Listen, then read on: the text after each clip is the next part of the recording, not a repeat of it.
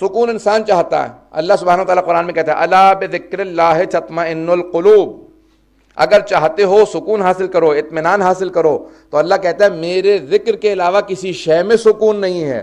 مجھے چھوڑ کے سکون تلاش کرو گے، بے سکونی سے مبتلا ہو جاؤ گے، بے سکونی میں مبتلا ہو جاؤ گے. عزیزان گرامی، آج پوری دنیا میں چلے جائیے، ہر انسان دوائیں کھا رہا ہے اور نہ جانے کیسے کیسی ادویات ایجاد کر دی گئی ہیں سکون قلب کے لیے، ذہنی سکون کے لیے. لیکن اللہ سبحانہ وتعالیٰ کہتا ہے کہ نہیں، ذرا ایک مرتبہ مجھے یاد تو کرو. جس دل میں، جس ذہن میں میری یاد ہوگی، سکون ہی سکون ہوگا.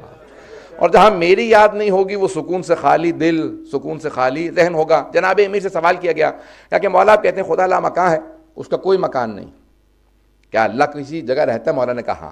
اچھا، اللہ کا بھی کوئی مکان ہے؟ کہا مومن کا دل اللہ کا گھر ہے. کہ کبھی بھی مومن کے دل کو مت توڑنا، تم خانہ خدا کو تباہ کر دو گے. تو کبھی ایک دوسرے کو اذیت مت دو، اسی کے اندر سکون نصیب ہوتا ہے. عزیزان گرامی، اذیتیں دینے سے سکون نہیں ملتا، اذیتیں دور کرنے سے سکون ملتا.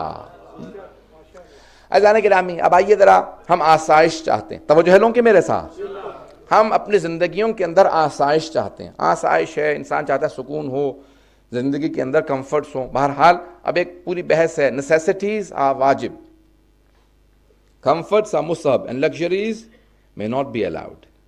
اس سے زیادہ میں نہیں کہنا چاہتا ہوں، اس کو میں نے انگلش میں کہہ دیا، اب اگر کہیں گے تو اردو میں ترجمہ بھی کر دوں گا. تو عزیزان گرامی، زندگی کے اندر انسان کے لیے جو ضروریات ہیں وہ واجب ہیں. اپنی ضروریات کا حتیٰ آپ حتیٰ جو مختلف اپنی واجبات ادا کرتے ہیں، اس سے کسی کی ضروریات کے لیے بھی ادا کر سکتے ہیں. ضروریات زندگی سب پہ واجب ہیں، اس کو پورا کرنا. دوسروں کی ضروریات زندگی، حتیٰ اگر ایک گھر کے اندر مثال کے طور پہ کہا جائے کہ ایک ایسے انسان علاقے میں رہتا ہے جہاں ہر گھر کے اندر فریج ہے، کسی کے پاس نہیں ہے، تو اس کی ضروریات زندگی کے اندر آ جاتا ہے.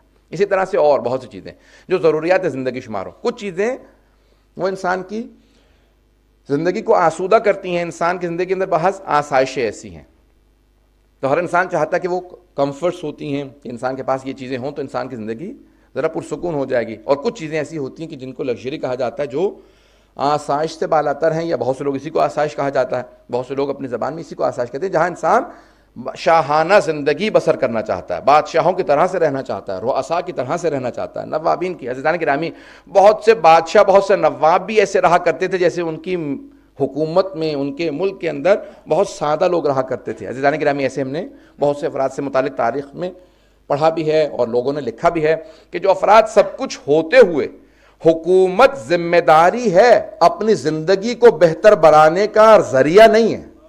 اگر موجودہ حکمرانوں کو یہی سمجھ میں آ جائے، خصوصاً اگر پاکستانی حکمرانوں کو سمجھ میں آ جائے، تو بہت سے پاکستانی کی زندگیاں آسان ہو جائیں گی. میں پاکستان کے لیے اس لیے آسانی سے کہہ سکتا ہوں کیونکہ وہ پاکستان سے ہوں.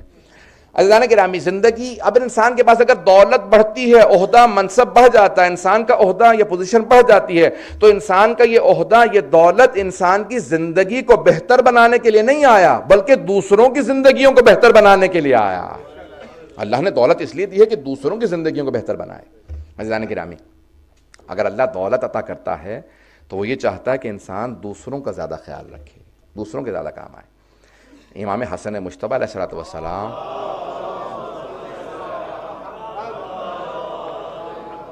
عاجل فرجم، اپنی زندگی کے اندر جو کچھ آپ کے پاس تھا، کئی مرتبہ سب کچھ راہ خدا میں لوٹا چکے تھے، اور پھر دوبارہ زندگی کو شروع کیا. پھر دوبارہ جو کچھ بنا، کیونکہ امام بہترین برین ہوتا ہے، تجارت میں، بزنس میں، کہیں بھی جاتے تھے، امام بہت جلدی سے اپنی پوری جو کچھ کماتے تھے پھر دوبارہ سب تقسیم کر دیتے تھے. اور مسلسل آپ کے دشمن ایک ہی سوال کرتے تھے، یہ کیا مسئلہ ہے کہ ہم نے سب کچھ ان سے چھین لیا، فدق کو چھین لیا، ہم نے ان کی باغات چھین لیے، اس کے باوجود بھی جب بھی دیکھتے ہیں ان کے ایک دسترخوان پہ سینکڑوں کی تعداد میں لوگ بیٹھے نظر آتے ہیں.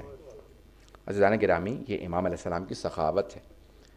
انسان کا جوڑنا، انسان کا جمع کرنا اللہ کو راضی نہیں کرتا، انسان کا لوگوں میں تقسیم کرنا اللہ کو راضی کرتا. عزیزان گرامی، آج دنیا میں بے انتہا مسائل ہیں، کیونکہ میرے ذہن میں نہیں تھا کہ بی بی کی بھی مجلس ہے، تو میں انشاءاللہ آج جناب سید الشہداء اور جناب زینب دونوں کے مسائل پیش کروں گا، تاکہ دونوں طرف سے انشاءاللہ 2-4 منٹ، 5 منٹ کی، زیادہ سے زیادہ 5 منٹ کی زحمت دوں گا، اس کے بعد پھر مسائل پہ آ جاؤں گا. عزیزان گرامی، زندگیاں انسان کی بہت تیزی سے گزر جاتی ہیں، اور انسان یہی سوچتا رہتا ہے کہ میں اس کو کیسے بہتر بناؤں. زندگی اگر انسان اس تگ و دو میں صرف کر دے کہ میں اپنی آخرت کیسے بہتر بناؤں, تو اسی زندگی میں سکون بڑھتا چلا جائے گا.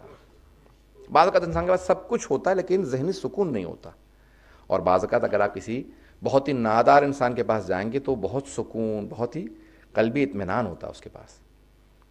اس کی دنیا بہت چھوٹی ہوتی ہے, وہ اس دنیا کو چاہتا ہی نہیں ہے, لیکن آخرت میں اس کا مقام اگر آپ دیکھیں. اسی طرح سے بعض افراد دیکھنے میں بہت طاقتور ہوتے ہیں لیکن اگر ان کی روح کو دیکھیں, ان کی معنویت کو دیکھیں تو بہت ضعیف, لاغر اندام. اور بعض اوقات افراد دیکھنے میں بہت کمزور ہوتے ہیں, بوڑھے ہوتے ہیں, لیکن ان کی روحانیت, معنویت اگر ان کی روح کو دیکھیں تو بہت طاقتور ہوتی ہے. ہم تجسیم اعمال کے قائل ہیں. اب اس کی بحث میں نہیں جا سکتا, وقت نہیں ہے. ہمارے تمام اعمال مجسم ہو کے آخرت میں ہمارے سامنے آ جائیں گے. یہ جو اعمال ہیں, اچھائی برائی, یہ آپ سنتے ہیں نا کہ بعض اوقات قبر میں کیڑے مکوڑے, بچھو, سانپ وغیرہ, میں ڈرانے والی بات نہیں کروں کوئی بھی. یہ انسان کے اعمال ہیں جو مجسم ہو کے آخرت میں سامنے آ جاتے ہیں. اور بعض اوقات آپ سنتے ہیں کہ کسی قبر میں نور تھا, اس کی قبر کے اندر لوگوں نے دیکھا تو اس نے تاج پہن رکھا تھا, بہترین لباس تھا. یہ اعمال ہیں جو مجسم ہو کے آخرت میں سامنے آتے ہیں. تمام احادیث کی روشنی میں اگر دیکھا جائے جو سب سے با ارزش اور سب سے جو قیمتی شے آپ کے پاس ہے وہ ہے ولایت علی بن ابی طالب علیہ السلام. محمد وعجل. عزیزان گرامی, جب سارے اعمال آپ کی قبر کے اندر آئیں گے تو روایت کے الفاظ ہیں کہ مختلف اعمال آپ کے سامنے آ رہے ہوں گے. آپ سوال کریں گے تم کون ہو جو اس غربت میں میرے کام آنے آئے ہو؟